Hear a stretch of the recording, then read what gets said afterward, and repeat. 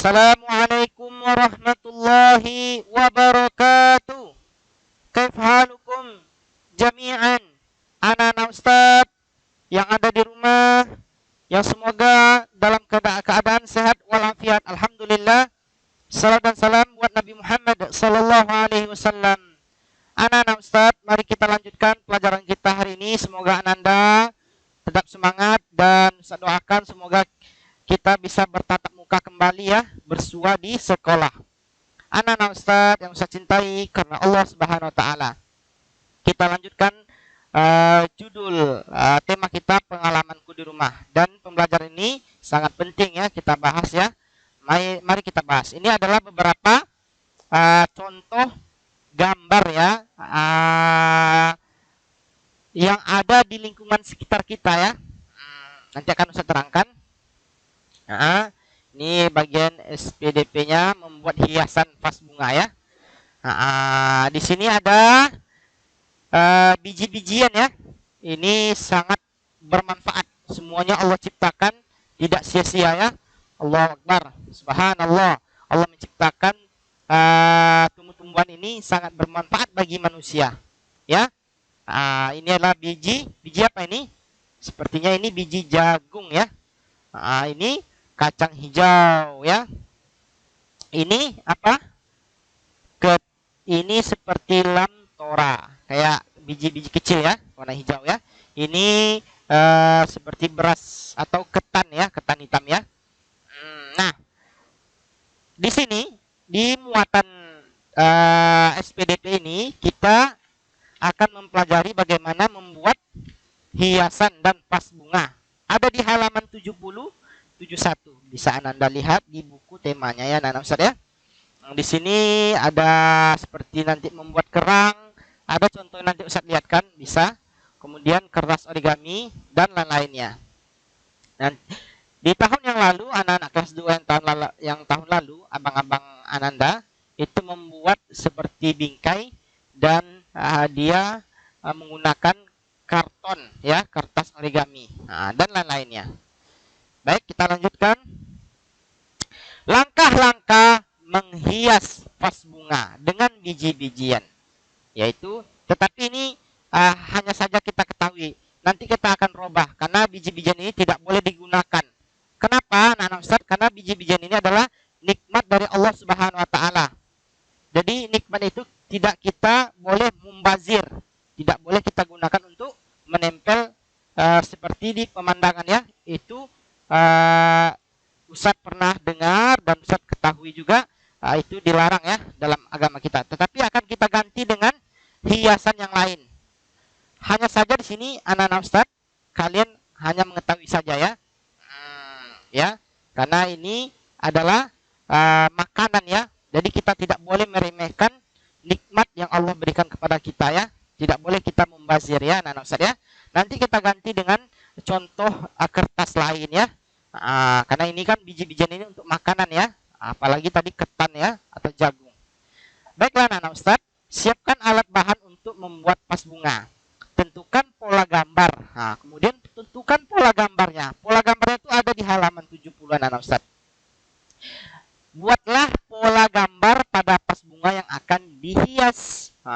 Pola itu seperti cetakan gambarnya dulu. Bingkainya kayak mana? Dibuat dulu polanya ya. Mungkin bisa bertanya sama Umi nanti ya. Gambar pola ada di halaman 70-an anak Ustaz.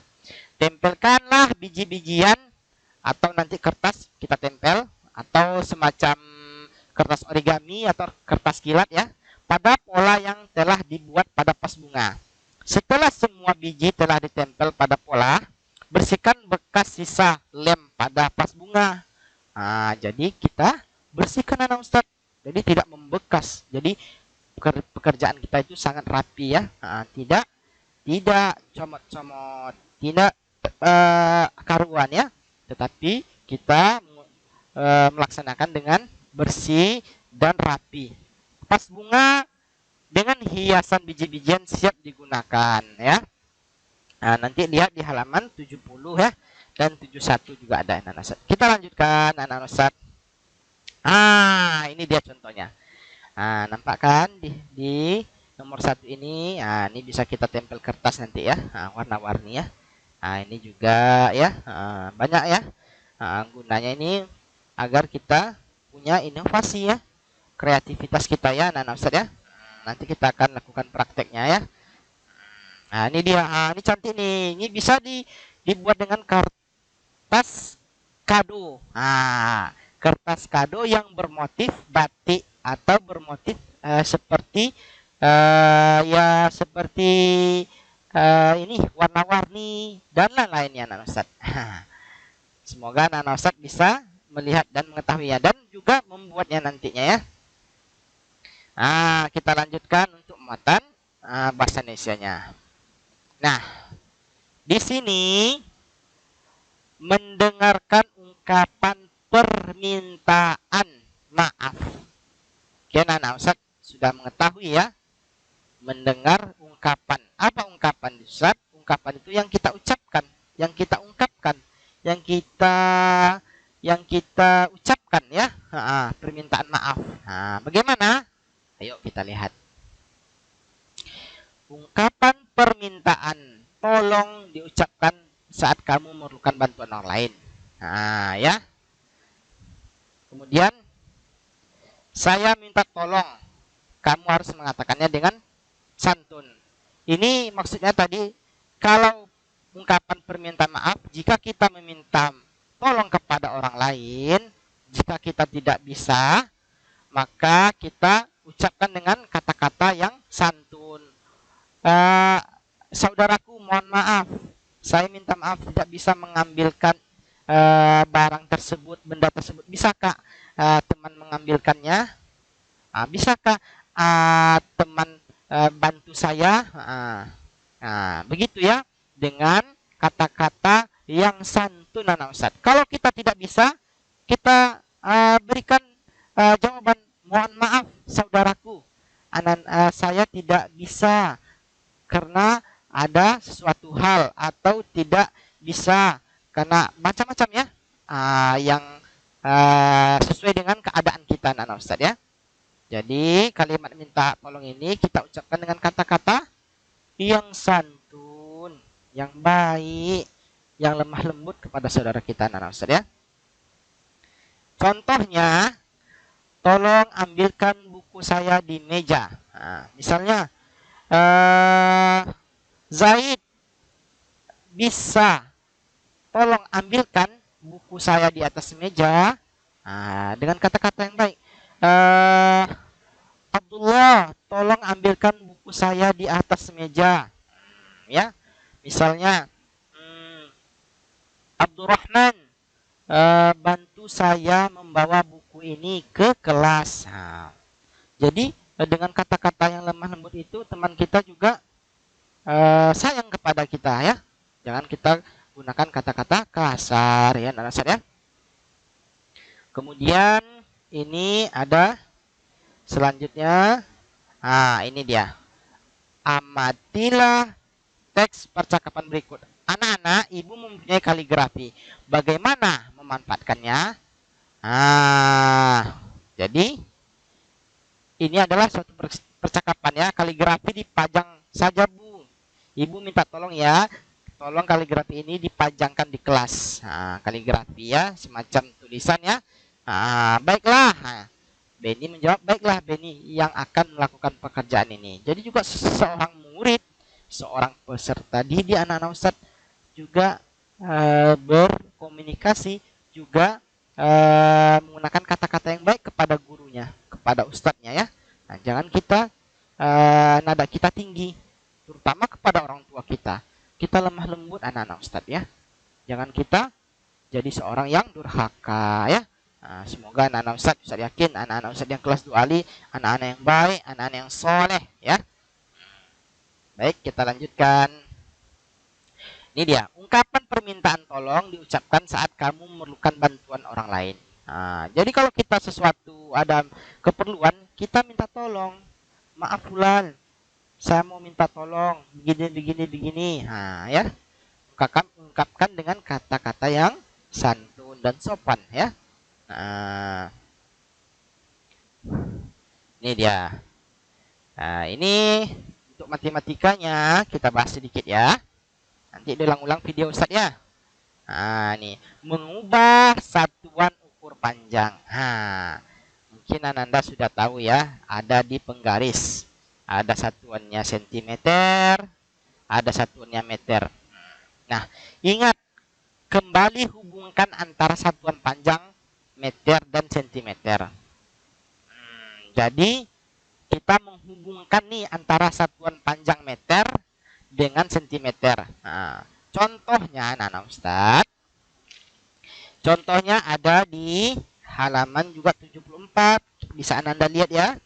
Nah, kita merubah ya. 1 meter ini sama dengan 100 cm. Coba lihat di penggaris atau di meterannya kalau ada di rumah ya. Ustadz ulangi, 1 meter sama dengan 100 cm ya. Nah, itu dia. Rumus ini harus Ananda ingat dan Ananda hafal ya. 1 meter itu berarti Ustadz 100 cm. Nah, jangan lupa satuannya ini cm ya. Kalau dibalik gimana? 100 cm titik-titik berapa meter? Berarti kebalikannya 1 meter. Nah, ingat satuannya itu anak-anak Ustadz nih, satuan yang ini ya. Nah, jangan terbalik ya anak-anak Ustadz ya. Baik, kita contohkan yang lain. Berdasarkan hubungan tersebut, kita dapat mengubah satuan berikut. Nah, ini contohnya anak-anak Ustadz. Misalnya, panjang tali itu ada berapa? 100 cm. Nah, ini dia yang Ustadz contohkan tadi barusan. Kalau kita rubah dia menjadi meter, berapa jumlahnya? Berapa nilainya? Nilainya jadi 1 meter, anak-anak Ustadz. Nah, panjang tali 100 cm nih. Ini dia 100 cm. Kalau kita rubah ke meter, berapa nilainya? Jadi 1 meter, anak Ustadz. Nah, kemudian contoh kedua, panjang meja 2 meter. Nah, kebalikannya nih. Nah, ingat satuan ini anak Ustadz, berarti 2 meter. Kalau dirubah ke sentimeter berapa ya? Tadi 1 meter 100 cm. Ini 2 meter berapa? Tentunya 200 cm, anak-anak Ustadz. Nah, jangan lupa nih, satuannya jangan tinggal ya. Nah, karena meter lebih besar daripada sentimeter. Nah, panjang meja 2 meter nih. 2 meter panjang meja kelas kita contohnya ya. Dirubah ke satuannya sentimeter. Berarti berapa ya? Jadi 200 meter. 200 cm ya. Ingat ya Ustaz ya, anak-anak Ustaz ini rumus tadi ya. 1 meter sama dengan 100 cm. Nah, paham kan? Kalau tidak paham boleh tanyakan ke Ustaz nanti ya. Nah, ini tugasnya. Nah, tuliskan 3 contoh kalimat ungkapan minta tolong. Bagaimana? Terserah Ananda mau minta tolong apa. Yang penting ada 3 contohnya. Nah, nomor 2, saat Ananda meminta tolong kepada orang lain harus mengatakannya dengan titik-titik. Dengan apa? Yang bisa terangkan tadi. Kemudian panjang meja 300 cm. Ayo ingat nih, panjang meja 300 cm. Berapa meter kah? Ayo siapa yang tahu? Merubahnya ke meter. Kemudian panjang buku tema 1 meter. Contoh nih ya. Buku tema ini 1 meter contohnya nih. Dirubah ke sentimeter. Berapa nilainya di sini? Ayo, jangan terbalik ya anak-anak Ustadz. Kemudian panjang penggaris 200 cm. Dirubah ke meter. Berapa nih nilainya? Ayo, ada 5 soal ya. Semoga Ananda bisa mengumpulkannya dengan tepat waktu dan benar jawabannya. Baiklah anak-anak Ustadz. Ustadz sudahi dengan doa menutup doa kafaratul majelis. Semoga apa yang Ustadz sampaikan Ananda bisa Ananda kerjakan dengan baik dan Semoga bermanfaat ya bagi kita semua ya. Ustaz undur diri dan mohon maaf atas kekurangan dan khilafan. Subhanakallahumma wa bihamdika asyhadu an la ilaha illa anta astaghfiruka wa atubu ilaik. Wassalamualaikum warahmatullahi wabarakatuh. Sampai jumpa anak Ustaz. Kerjakan tugasnya ya, kumpulkan. Barakallahu fikum.